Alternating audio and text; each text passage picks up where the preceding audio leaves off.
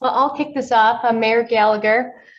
For those of you that don't know me, the five on here, but I hope that the people that couldn't attend know that we'll link this up into our normal YouTube video channel, and they can watch it at their convenience as an opportunity to learn what's going on, as well as when we don't have access for those seniors that may have access issues to the internet, we are going to do a write-up as part of our newsletter, recapping different issues that we've talked about. So we hope to get this information out as many possible ways.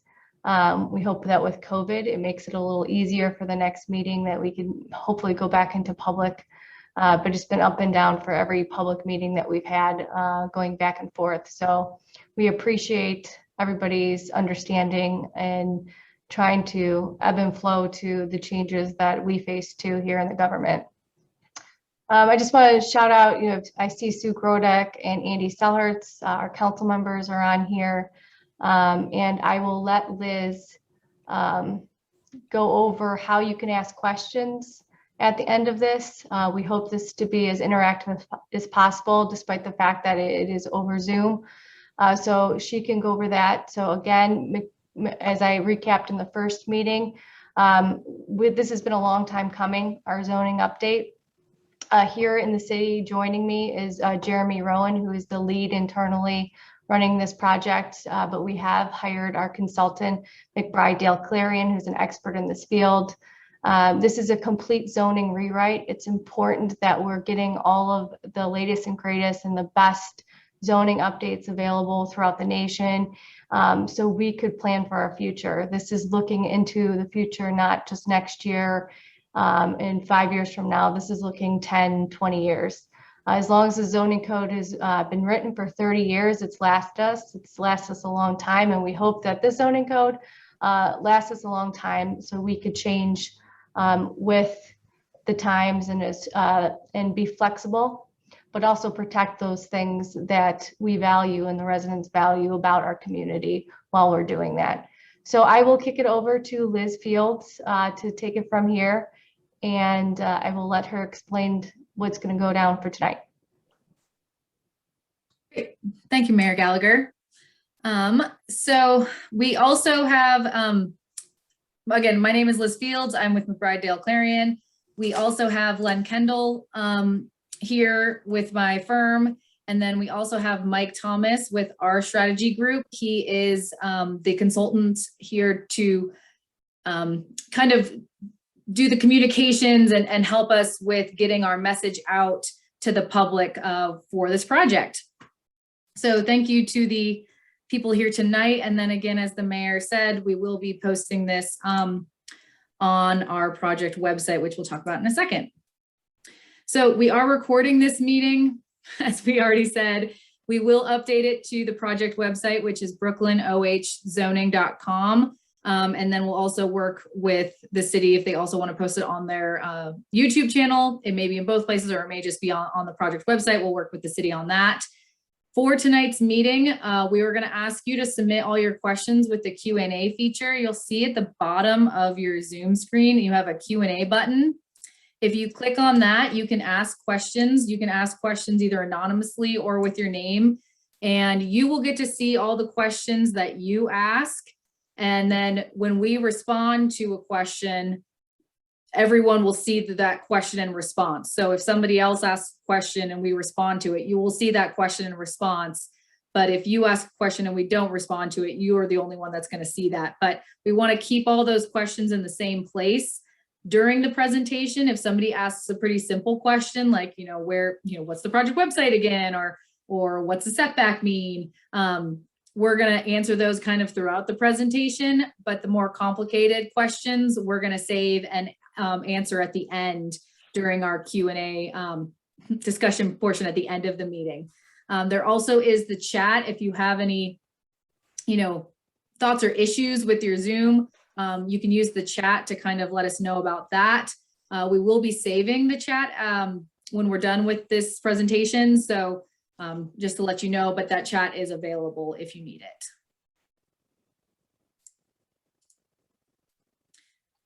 So where we are in the process, we're in phase 2. So that number 2 is our phase 2. This is the part in the process where we are reviewing the current, sorry, I'm just moving something out of the way, where we're reviewing the city's existing zoning regulations and figuring out what is working well with their existing code, what can be improved and what is outdated and needs to just be eliminated from the existing regulations. We summarize those findings in a diagnosis document, and that is the deliverable for this phase. And our full draft code diagnosis is available on the project website, so you can review the whole thing. But tonight we're going to be summarizing that document and kind of hitting the high notes. But then if you want to afterwards review the whole document, it is available on the project website. Following this phase, we'll be going into phase 3, which is where we draft the regulations. You'll see that we kind of separate the drafting into 4 modules. The first one that you'll see next is the zoning districts and land use regulations. So that is essentially, if you have a piece of land, what use can you put on that piece of property? If you have if you're in a single family neighborhood and you're a single family zoning district, the zoning code is going to say, yes, you can put a single family house on your property.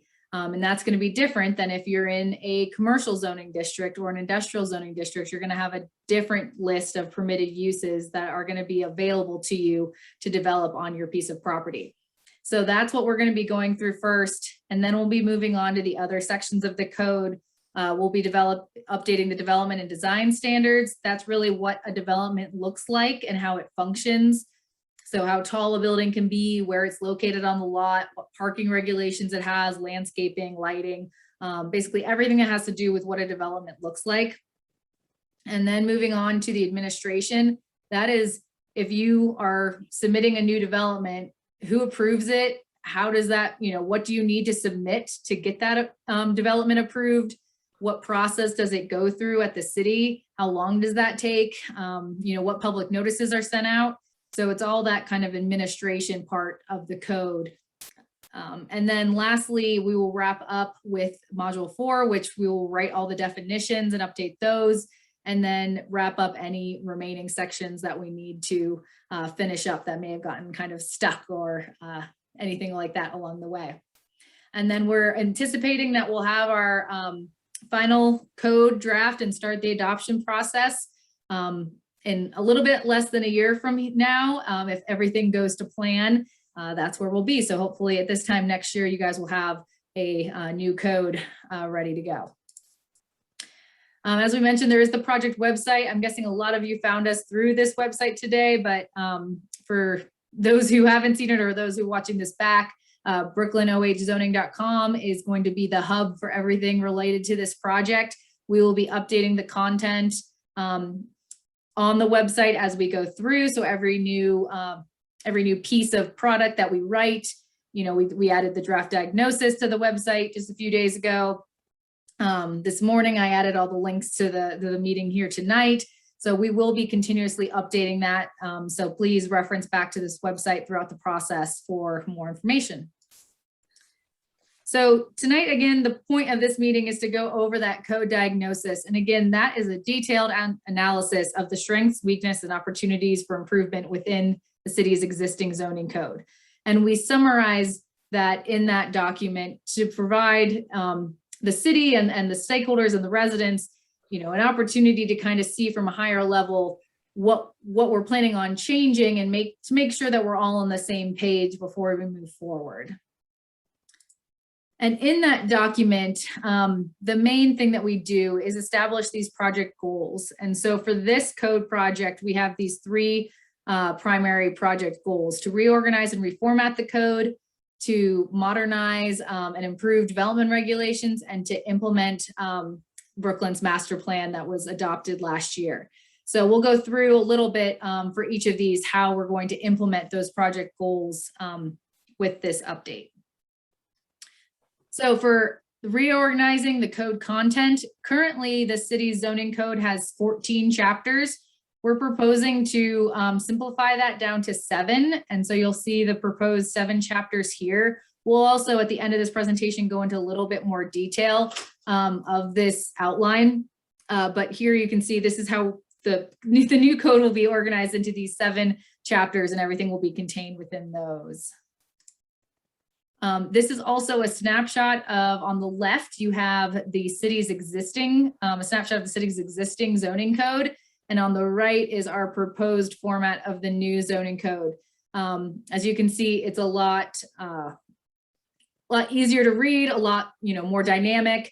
We are implementing the branding guidelines that the city has recently adopted. So we are going to be utilizing the colors and the fonts that the city's approved per their branding guidelines. But we're also going to organize it how a code should be organized, with clear headings and subheadings, with tables and graphics to make the code easier to read. We'll also include cross-references within the document, so that if you're looking at the document online, you'll be able to kind of click through to different sections in a really easy way. You'll see that we have that section column that's blank. In the finalized code, that'll have a link to, so if if you're in the single family dwelling house zoning district and you want to understand what regulations apply to that, there'll be a link right there and it'll take you to that section. So that's what we're proposing for the new code to look like. As I said, graphics are a key part of making a code easier to read. Here are some example code graphics from other codes that we've worked on. These are not what we're proposing to use in Brooklyn's code, but just examples to give you an idea of what we're talking about. Graphics can really help people understand code language. As a planner, I still sometimes have issues when I review a code and have trouble understanding what it means. Even today, I was reviewing a code for a different community and they had the most confusing fence regulation that I had to draw it out on a piece of paper to really understand what it was saying. And so if it had a graphic in the code that illustrated what that requirement was, it would have been a lot easier for me to figure out what that regulation was saying. So we were going to be adding these where they make sense throughout the code to really help both staff and the city and stakeholders and developers understand the content from a visual perspective and not just from the code writing. For the districts and land uses, we anticipate that we're going to be maintaining the city's existing zoning district almost completely.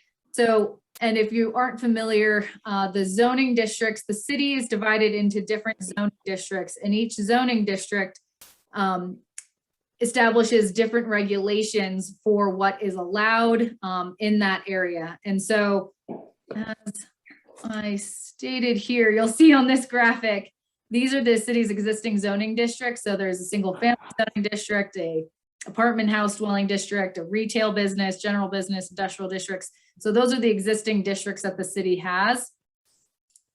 Those will be maintained, but we are proposing to add a new zoning district that will accommodate parks, public facilities, and schools within the city. That was a big feedback that we got from our first phase when we were listening to people and kind of their issues and questions with the existing zoning regulations. So we are planning on doing that, but we don't have those boundaries fully fleshed out right now. But you'll see a zoning map potentially with the next phase, but definitely sometime within this process to review. We'll also be expanding and updating the permitted use list. So that is the list of uses that, or what uses that are allowed on each property. So again, if you're in a single family zoning district, you're going to be allowed to develop a single family home, or a lot of times churches are allowed in single family districts, or parks, things that are complementary to single family districts, but they're usually pretty limited use lists, but you're going to have a lot more use options in a commercial district or an industrial district. The actual dimensional standards and development standards that apply to those districts, we're going to review those and update those. As we say on here, we're going to right size the residential setbacks. This graphic represents that point. The Cuyahoga County is working with the First Suburbs Consortium, and they are looking at the single family zoning districts in all the first suburb communities, including Brooklyn. And they produced this graphic, and the blue properties that are on here. So you can kind of see all the tan and all the blue are the properties within Brooklyn that are zoned single family. The blue properties are the properties that do not meet the current front yard setback with the current zoning regulations. So those blue properties today don't meet the required front yard setback that Brooklyn has in their existing zoning code. And only the tan areas of that outline are the properties that do meet that front yard setback. But as you can see, it's, I gotta guess at least 50, not 60%, if not more, of that single family zoning district where there's current violations of that front yard setback requirement.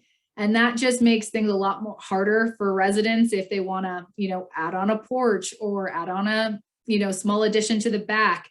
If they're violating already their existing zoning regulations, then it just puts them through more hassles when they want to do anything to their property. So we want to, change those regulations to reflect the current development patterns and allow people to renovate their properties or expand them slightly and put money and investment back into our residential districts and not put people through extra hoops to do that. Lastly, on this page, we're going to review and update the fence and accessory structure requirements. That again was something that we got a lot of feedback on in our phase 1, that the current regulations are limiting and restrict people from doing kind of the accessory structures that they want in their backyard. We got a lot of comments about the current pool regulations or people wanting to do detached garages in the back. So that's something that we're going to be reviewing and updating as well. Mixed uses, this is a kind of a hot topic, across the country these days of doing mixed use developments, and mixed uses can come in, so many different sizes and scales and shapes that it's, people kind of maybe think only mixed uses are those large, multi-story mixed use developments. Well, they can also be, smaller scale 2-story developments or even single story developments in a whole, single story users that are mixed in a whole overround development. I'll explain that more in a second. But the current city zoning code does not allow mixed uses in as a permitted use in the city's code. So by adding that as a permitted use, it at least allows that to happen in a regulated way. And then we can add in requirements for the size, the scale, the combination of uses, the design of those buildings, depending on what zoning district we're talking about. And again, mixed uses can be within a building, like you see in this picture where there's, commercial and restaurants on the first floor, and then either office or residential on the second floor, or it can be within an overall development. So you'll see, like larger shopping centers, they may have a mixture of retail and commercial and office users, or maybe even like public users all within the same development, but it is, they're not multiple different uses in the same building, but both things are considered mixed uses. So that's something that we just need to kind of address in the code and formulate. Signage is a huge topic right now in planning. One major task that we have to do is update the sign code in order to comply with some federally mandated requirements. These are centered around regulating signage based on their content. So moving forward, we will only be able to regulate signage based on the use of the property, and we'll be able to regulate the size and shape and look of a sign, but not what it says, or regulate signage differently based on what the sign says. So it's a very complicated thing that communities across the nation are trying to figure out the best way to handle all this. And we're working with a number of communities right now on, updating their sign codes. And it's complicated, but we have a good sense of how we can move forward with this and bring the city sign code up into regulation. So you're not open to legal backlash based on your signage requirements. We also want to update the development standards for signage. So you can see here on the top picture, you have kind of a standard pole sign in a bed of rocks, which I would say is not the most attractive sign that you want along your corridor. And so we want to prohibit or dissuade the use of those kind of pole signs, and instead have these lower profile signs like in the lower picture that are, quality building materials, a mix of materials that are lower profile to the ground in a landscape bed. This kind of signage, these low profile signs, reduce the sign clutter along a corridor. When you bring them all down to the, closer to the ground, and you open up kind of that topper visual, eye line for just your trees and things like that, it does really clean up a corridor and makes it more visually appealing. Lighting is a topic that's not currently addressed in the code, so we're going to be adding lighting standards to address what kind of lighting is allowed, the height of it, how bright it can be, what kind of lighting it needs to be, like what it looks like.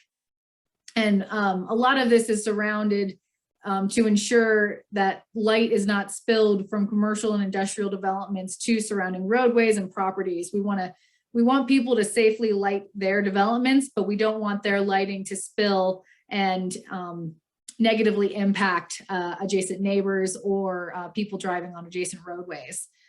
And then we also need to address new lighting technologies. LED lights were definitely not a thing in 1992 when the code was last written. And so we need to make sure that we're addressing those kind of new technologies and also addressing some of the new lighting trends. Like a lot of people like to do the string lights around buildings and things like that, that, bring attention to things, but that may not be something that you want in the city. So that is something that we'll be addressing. Today, when we talk about parking, 50 years ago, probably even in 1992, people were much more concerned about having enough parking spaces, and developments were designed in a way to park for those Black Friday shopping seasons and those major shopping occurrences. Well, in today's world, we just have way too much parking kind of everywhere. And so we want to work with the city to establish a new way to look at parking to ensure that it's not overly abundant. But, we want to make sure that developments have enough parking and that parking is not a scarcity and not an issue in your community, but that you don't have seas and seas of parking just taking up space and not being a productive use of land. We'll also be adding in new landscaping requirements within parking lots. This is for aesthetic reasons. It's a lot nicer to see parking lots with trees and shrubs within them, and having those landscape islands break out a parking lot.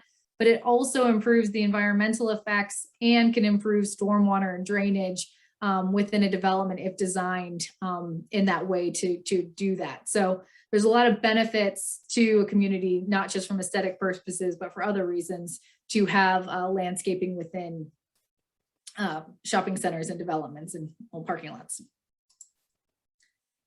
So this is kind of the summary of some other updates that we're going to be doing. We're going to be updating the definitions in the code. The definitions are really the backbone of a code. When somebody's going to be doing a use and they see a use for, manufacturing, well, what does manufacturing actually mean in the terms of Brooklyn? They can look at the definition. There'll be a definition in the code that describes that use and what it includes and what it doesn't include. And things like that. So definitions are very important. We'll be updating those. As we stated, we'll be reviewing and updating those design and development standards, making the code easier to navigate, and making sure that the code has kind of all the legal language that it needs to make it kind of make sense and work well. And then we'll also be reviewing and streamlining those administrative processes. That includes adding kind of flow charts. This is an example kind of flow chart graphic that we've used in a different code. But we'll be adding those kind of things into the code to make it easier for people to understand what process they need to go through and what that looks like if they're doing a new site plan or a new subdivision, what that looks like. All right, to wrap up then, this is the proposed outline for the code. So we had in the beginning kind of that chapter outline. Well, this kind of details it out further. So in our first chapter, that will be the general provisions. These are all kind of the subtasks or subsections that will be in that chapter. So we're going to have do the purpose and the title of the code, the validity of it, how we're going to transition from the old code to the new code, how to use the graphics and illustrations and cross references, and a section on how to use the code. So that's kind of your general introductory language. Chapter 2, which is the zoning districts, will be the establishment of the districts and the zoning districts themselves. And then in chapter 3, the use regulations, we will do a use table, which will have all the permitted uses and then the zoning districts and where they're allowed, in addition to any use specific standards. So if there are certain uses that have specific requirements to them or specific standards that apply to them, those will be listed, and we'll be organizing those in those different categories. So for residential uses, commercial uses, industrial, et cetera. Chapter 4 is development standards. So that has everything to do, again, with kind of what a development looks like. So the dimensional and design standards are those setback and height requirements. We'll also be addressing parking, landscaping, signage, lighting, and fences. So that's a big chapter that covers a lot. And then chapter 5 will be the administration and procedures. Again, how development is reviewed and how it's approved and who approves it. And then we'll wrap up with definitions. So that is the overview of the outline. So our next steps, again, is to be drafting module 1, those zoning districts and land use regulations. So you'll be seeing that in December or January of this year or next year. And again, kind of wrapping up, will be, you'll see us back here again in December or January with that draft of module 1 to review. I do also want to note that we will be doing public engagement with each module. So you'll have the chance to review each module as we draft them. You can kind of see our general time frame and schedule. And then we'll do a wrap up engagement at the end. So there's going to be plenty of opportunities for people to be involved throughout the process. So that wraps up my presentation for tonight. It doesn't look like we've gotten any questions. So, and with this small group, if anybody wants to ask a question or has a comment, we can take those now.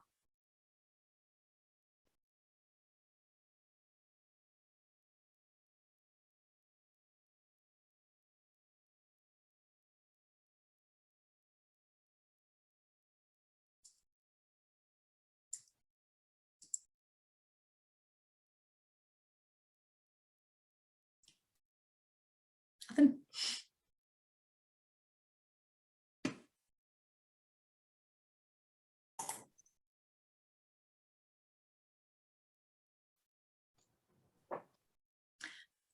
Okay, so we just got a question about, will the zoning map be updated?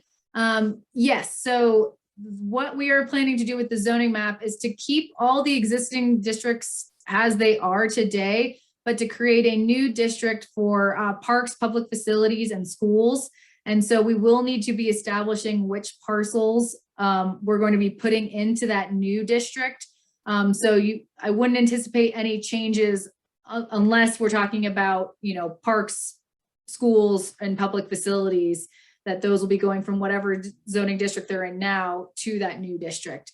And again, we may have a draft of that map with module 1. I think it'd be helpful to see that when we're talking about that district and the uses that are allowed there as well.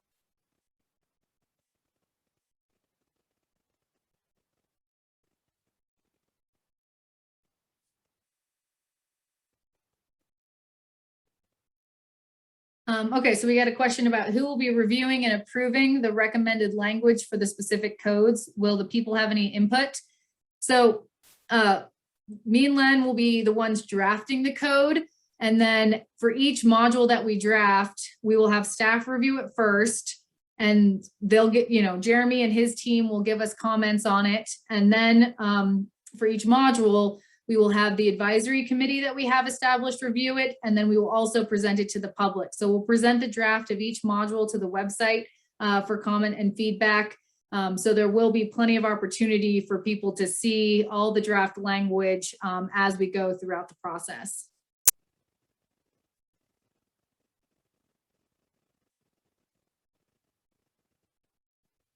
Thank you for the 2 comments so far.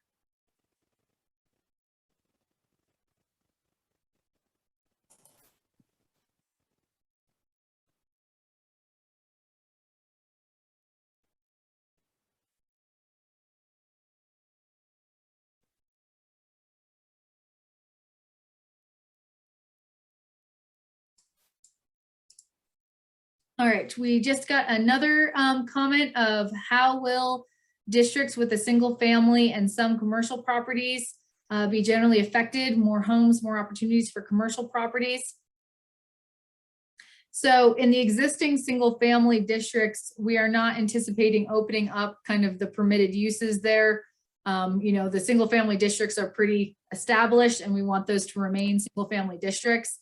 And so I don't see, you know, again, we're going to be reviewing the dimensional standards. So allowing the ability to people to, you know, renovate existing homes and maybe do small additions. But I think, you know, that's kind of the extent for the single family districts. For the commercial districts, we're going to be expanding the permitted use list, or at least looking and potentially expanding the permitted use list in the cities. The city has 2 primary commercial districts, the retail business and the general business zoning districts. Currently, the retail business district is pretty limited in the number of uses that it allows, and a lot of the uses are conditional uses. So we'll be working with the city about, you know, if we should expand that or what uses we should, you know, additionally bring into those zoning districts. And then again, validating that and vetting that through the community.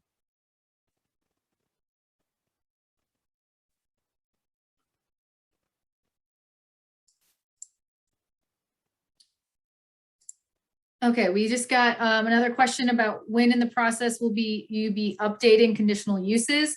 That will be this module 1. So in module 1, we'll be kind of figuring out that use table. So what are the allowed uses within the city? And then in which districts are they permitted? Which districts are they permitted with some additional standards? So there's going to be uses like, I don't know, gas stations is an easy one.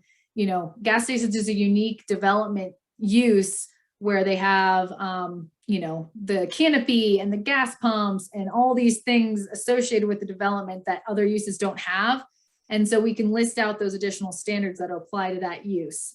And then also conditional uses. And so both, there may be some uses that are permitted with additional standards and then conditional. And the difference would be that if it's use is permitted with standards, it would go through the standard site plan approval process, and it wouldn't be required to have the additional public hearing and public notice that a conditional use does.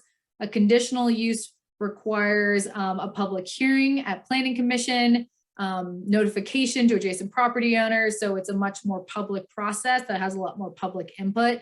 And so we do need to review and kind of finalize and figure out what best uses are going to be in those categories in the different zoning districts.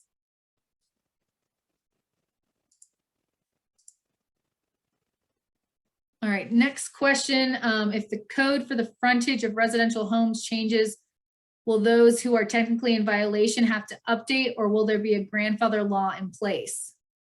Okay, so if you have a single family home and the current setback is 40 feet for the front yard setback, but your actual house is only 20 feet from the front yard setback, and you currently would be in violation of the code.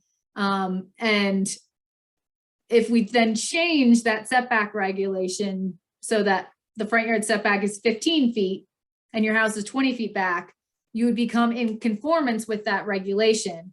And so you would get to remove that non-conforming status of your house. And so then if, you know, there were changes that you wanted to make, you wouldn't have as many loopholes to do that. So the idea would be to bring a lot of these non-conforming structures into conformance to allow, you know, an easier process for our residents.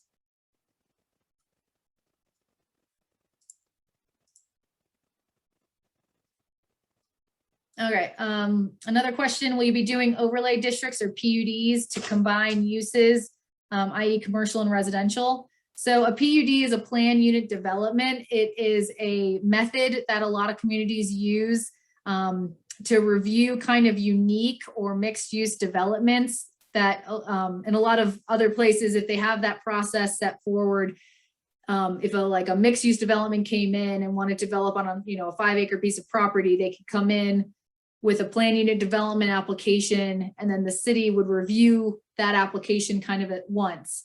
We are not planning at this moment to do any overlay districts or PUDs for the Brooklyn Code. What we are planning on doing is looking at the permitted uses and the mix of uses and the development standards to see how we can kind of creatively do some like mixed use developments, but in the right way. So we're kind of trying to do it in a creative way, but not with overlay districts or PUDs.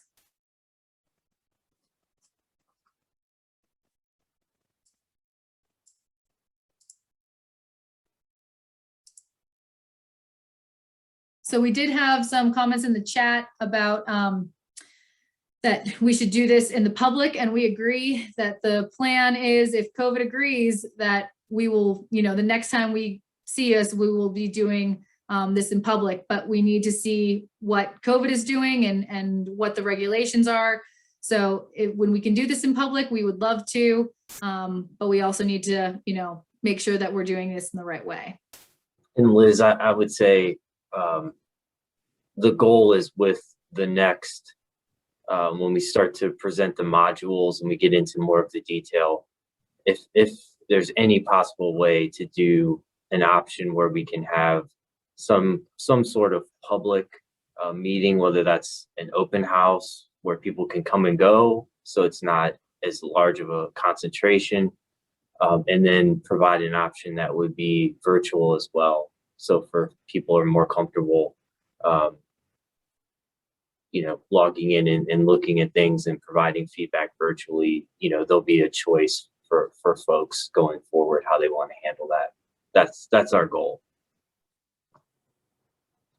I'd also urge people who were unable to be on here at this specific time and they're going to review the video. There is going to be a period of time between this and the next module where you can continue to ask questions, and that website allows for that direct feedback. Those questions go directly to Jeremy, if I'm not mistaken, and if he can't answer them directly, then we will ensure that Len or Liz get back to you.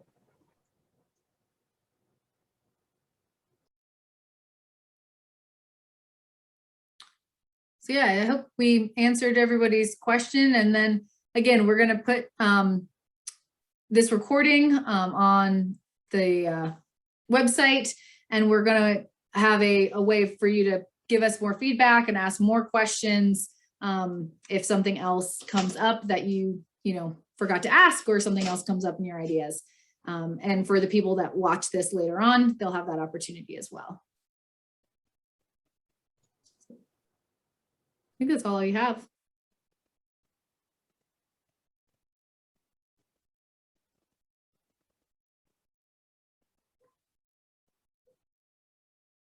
don't know if we want to wrap up, if we want to.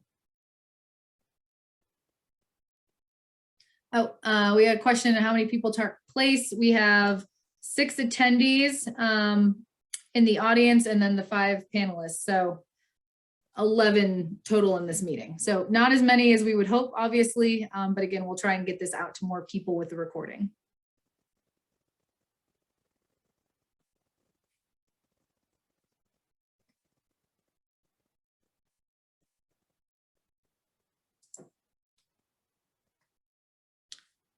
All right, well then I think we'll wrap it up.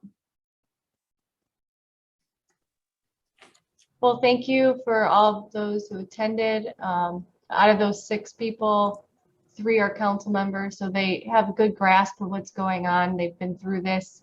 So we hope to engage the public. And as I started this off, hope to use our printed newsletter as a means to connect with people and ensure everyone understands the website. We hope that the website is more a way for people to understand this information better. I feel like it's easy to navigate much more than the board docs we were putting the information on.